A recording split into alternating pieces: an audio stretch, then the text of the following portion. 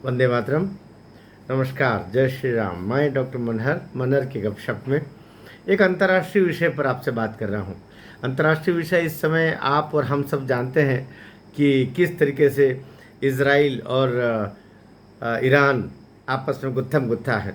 Israel और Iran एक ज़माने में तो कभी ये मित्र भी हुआ करते थे, लेकिन जब ईरान ने गाज़ा और फ़िलिस्तीन इस इन मामलों में बीच में पड़ करके और अब्दुल्ला को जो एक पूरा एक संगठन है उसको पाला पोसा और इज़राइल के खिलाफ खड़ा किया और प्रकारांतर से जिसके कहते हैं ना कि जो हमारा दुश्मन है उसका कोई दोस्त हो जाए तो वो भी फिर हमारा दुश्मन हो जाता है। तो ईरान और इसके बीच में इज़राइल के बीच में दुश्मनी ठन गई। ये याद रखने वाली बात है कि शिया और सुन्नी मुल्कों में ईरान शिया मुल्क है और पाकिस्तान जिसकी एंट्री अभी इस बात में होने वाली है वो सुन्नी देश है। सुन्नी और शिया ये तो 800 साल से 1200 साल से जब से इस्लाम का आरंभ हुआ है पैगम्बर साहब के जाने के पश्चात, तो ये किस तरीके से दो भाई और उनमें से जो हुआ और वो एक लंबा इतिहास है, उसमें नहीं जा रहे अभी। तो ये शिया और सुन्नी का जो मनमुटाव है, उस ये मनमुटाव, द्वंद्व, द्वेष, विरोध, दुश्मनी, यहाँ तक कि इस भाव के तहत वो चलता रहा। तो अभी जब ईरान ने फ़िलिस्तीन मुद्दे पर इसका साथ दिया, अब्दुल्ला का साथ दिया और फ़िलिस्तीनियों का साथ दिया, तो तय बात है कि इज़राइल खिलाफ जाना ही था। और पहले वो पीछे रह कर के पर्दे के पीछे ईरान सहयोग करता रहा, लेकिन इज़राइल को अच्छे से पता था कि इनको पाल पोस कौन रहा है। पाल पोस रहा है सभी फ़िलिस्तीनी के लिए लड़ने वाले जो तथाकथित लड़ाके रहे हैं उनको ईरान। तो ईरान को अंततोगत्वा फिर निपटाने का इज़राइल ने सोचा और इज़राइल ने ये कहते हुए कि ईरान परमाणु बम बना रहा है, परमाणु शक्ति संपन्न बन रहा है और ये अगर परमाणु शक्ति संपन्न बन जाएगा तो ये इज़राइल के लिए ही खतरा बनेगा, ये मानते हुए अभी उसने दे ठुकाई शुरू कर दी। यहाँ तक तो बात हो गई। मैं एक बात जो कहना चाह रहा हूँ कि किस तरीके से भारत और नरेंद्र मोदी ये गुरु का काम कर गए। भारतवर्ष युद्ध गुरु बन गया। मैंने शब्द का इस्तेमाल कि युद्ध गुरु बन गया। क्यों?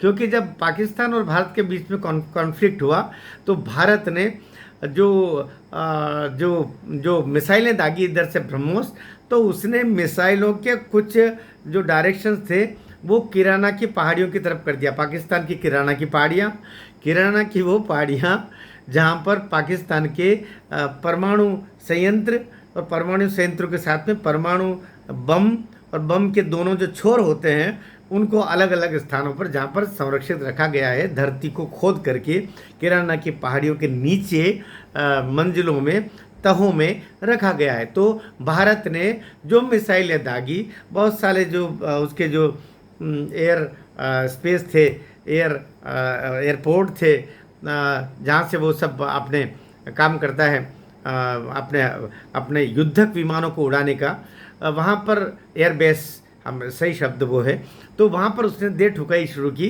तो उड़ा धमाल मचा के राख में मिला के रख दिया भारत ने अपने ब्रह्मोस मिसाइलों के द्वारा।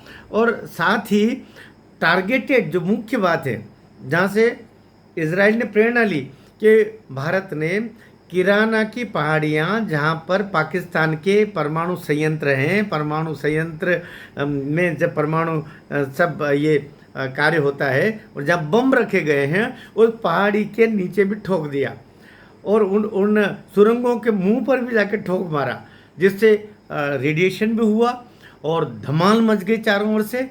अमेरिका से वायुयान उड़ा रातम रात। अमेरिका ट्रंप भी मोदी जी कह कर के युद्ध रोक दो, और फिर इसको बोला नालायक को, पाकिस्तान को, कि तू हाथ जोड़ जल्दी, क्योंकि भारत ने कह दिया कि तुम्हारे हाथ जोड़ने से ट्रंप जी कुछ नहीं होगा, या पाकिस्तान हाथ जोड़ के माफ़ी मांगे कि भविष्य में ये खुरापात नहीं करेगा तो रुकेंगे, नहीं तो हम तो निपटा रहे।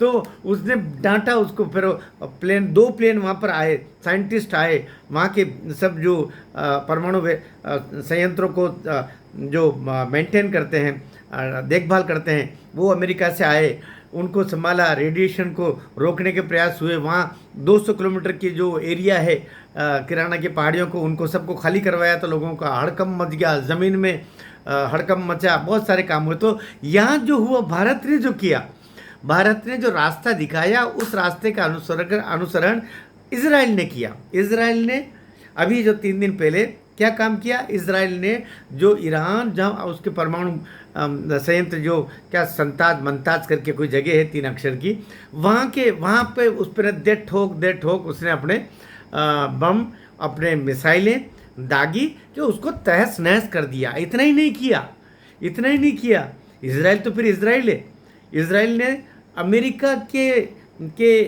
साथ मिल करके और मुनीर को अपना मोहरा बनाया। देखो मोसाद वहाँ की, इजराइल की जो खुफिया एजेंसी है जो बड़े काम करती है और लंबे योजना बनाती है। मुनीर पाकिस्तान के सेनापति मुनीर को मोहरा बना करके, और वहाँ पर जो काम कर रहे हैं ईरान में जो वैज्ञानिक काम कर रहे हैं, तथाकथित वैज्ञानिक परमाणु संयंत्र का, वो सभी पाकिस्तान के ही हैं, पाकिस्तान से भागे हुए हैं वो। और पाकिस्तान ने ये कह दिया कि यहाँ से गायब हो गए। पाकिस्तान तो झूठा है, धोखेबाज है पूरा। तो उसने ये उड़ाया हुआ है कि हमारे बहुत सारे वैज्ञानिक, परमाणु वैज्ञानिक यहाँ से गायब हो गए। गायब कहाँ हो गए? गायब होकर के वो चले गए।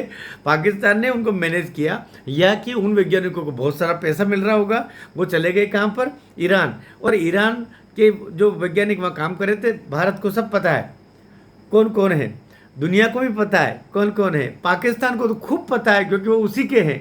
अभी मुनीर ने क्या किया, ये मुझे लगता है जो सूत्र भी बता रहे हैं कि अमेरिका के इशारे पर मुनीर को कुछ घड़ियां दी गई, हाथ की बड़ी बहुत महंगी घड़ियां दी गई, जो मुनीर जी ने, जी शब्द लगा रहा हूँ मैं लेकिन व्यंग में लगा रहा हूँ, पाकिस्तान के सेनापति मुनीर ने वो घड़ियां गिफ्ट में उन वैज्ञानिकों को दी जो ईरान के परमाणु संयंत्र में काम कर रहे हैं। साथ ही सेना के जो बहुत सारे अधिकारी ईरान में काम कर रहे हैं, उनको भी वो घड़ियां गिफ्ट में दी। अब ये घड़ियां कहाँ से लाया था बंदा? घड़ियां लाया था अमेरिका से। गिफ्ट में किसको दी? गिफ्ट में दी ये घड़ियां सब ईरान के वैज्ञानिकों को, सेना के अधिकारियों को, बहुत बड़े बड़े नेताओं को। और लेकिन इन घड़ियों में चिप्स किसने लगाई थी? इजराइल ने। इसलिए अभी जो मिसाइलें और जो ड्रोन गिराए गए, वो उन्हीं चिप्स के आधार पर वे सभी परमाणु वैज्ञानिक, वे सभी सेना के अधिकारी, जो कईयों की संख्या में, सैकड़ों की संख्या में, सबको हरिओम हरि सब निपट गए, सबको इजराइल ने निपटा दिया। तो इस तरीके से भारत ने कहीं विश्व गुरु का युद्ध गुरु के रूप में भी, विश्व के युद्ध गुरु के रूप में काम करते हुए और इजराइल को रास्ता बताया। नरेंद्र मोदी जी ने रास्ता बताया कि दुश्मन को निपटाना है तो इस तरह निपटाओ, तब जाके काम बनता है। और अभी जो त्राही पूरा पाकिस्तान तो धोखेबाज है ही।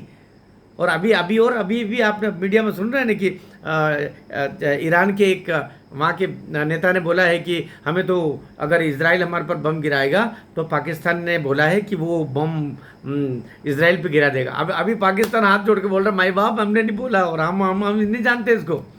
तो पाकिस्तान जैसा झूठा, मक्कार, धोखेबाज देश कहीं नहीं मिलेगा। और अभी तो उसके पास भी जो परमाणु बम है, वो परमाणु बम उसके है ही नहीं ना, वो तो परमाणु बम है ही अमेरिका के।